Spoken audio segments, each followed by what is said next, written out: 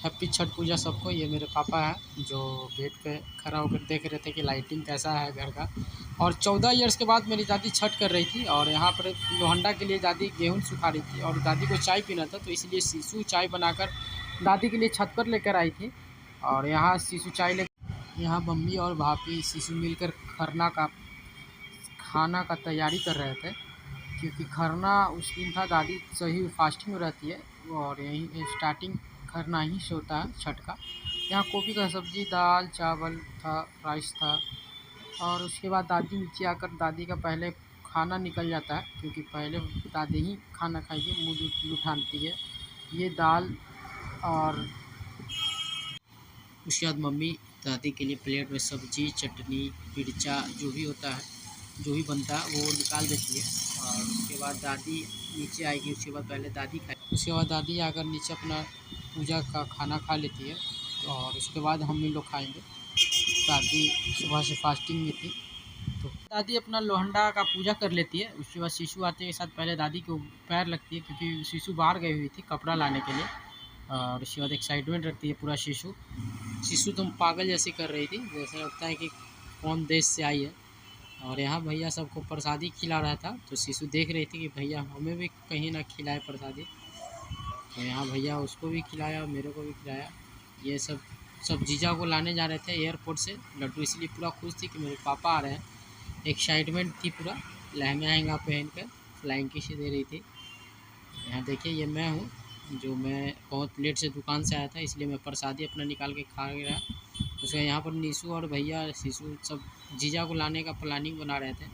यहाँ शीशु और भैया लोग सब जीजा को लाने के लिए वो निकल गए गाड़ी से एयरपोर्ट। और उसके बाद उनको गांव पहुंचाना था, उनके घर। जो हम लोग गाड़ी से जीजा को लेकर एयरपोर्ट से सीधा उनके गाँव चलेगा। और इनके गाँव का रास्ता है, जो पहुँचते पहुँचते 11:30 बजे रात हो गया। और वहाँ से रात में रिटर्न भी होना था। वहाँ से रिटर्न भी होने के बाद हम लोग नेक्स्ट डे शाम की अर्घ के लिए भैया दौरा लेकर आगे गया। उसके बाद अमित भैया लिया। उसके बाद मैं वहाँ से एक्सचेंज कर लिया, तो भैया मेरे को दे दिया दौरा। हम और सुमित में दौरा लेकर निकल गए। यहाँ गाड़ी बाहर गेट पे लगा हुआ था, जिसमें दौरा रखा था। ये हम लोग इसमें जा गए थे और दौरा दूसरे गाड़ी में रखाना था, क्योंकि गाड़ी बहुत ये लेट से आया था। यहाँ सुमित और मैं दौरा रख दिया। बहुत ज़्यादा ही वेट था दौरा में। और ये मैं हूँ। उसके बाद अमित भैया है, ये मेरे पापा हैं जो दौरा रखवा रहे थे गाड़ी धो धा कर। ये मैं रख दिया दौरा। और यहाँ हम लोग सब निकल गए फिर घाट के लिए, सब कोई जिप्सी में बैठ कर हम लोग सब। और इसके बाद हम लोग शाम में पहुँच गए घाट, जो सूर्य भगवान का इंतज़ार कर रहे थे ढलने का। और यहाँ ढलने के बाद हम लोग दादी को अर्घ दिलाने लगे, सांझ वाला अर्घ जिसको कहते हैं। ये मैं हूँ। और दादी अर्घ दे रही थी, बहुत ज़्यादा ही दलदल था यहाँ, इसलिए दादी को पकड़कर अर्घ दिलवा रहे थे हम लोग, क्योंकि दादी लड़खड़ा ना जाए, फास्टिंग में थी। उसके बाद हम लोग दौरा रख कर आगे आकर देखा तो बहुत ज़्यादा ही जाम था, इसलिए वही वेट कर रहा था कि जाम। यहाँ हम लोग वेट कर रहे थे जाम छूटने का।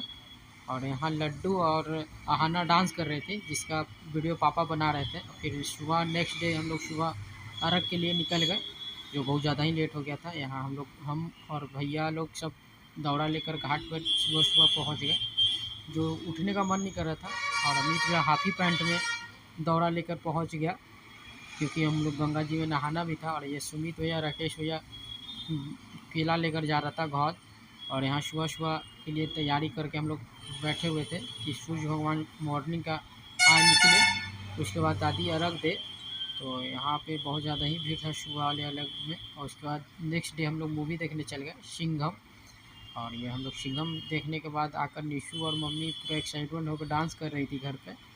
पूरा निशु एक्साइटमेंट में थी, क्योंकि निशु बेंगलोर में रहती है, बहुत दिन के बाद मेरे घर पे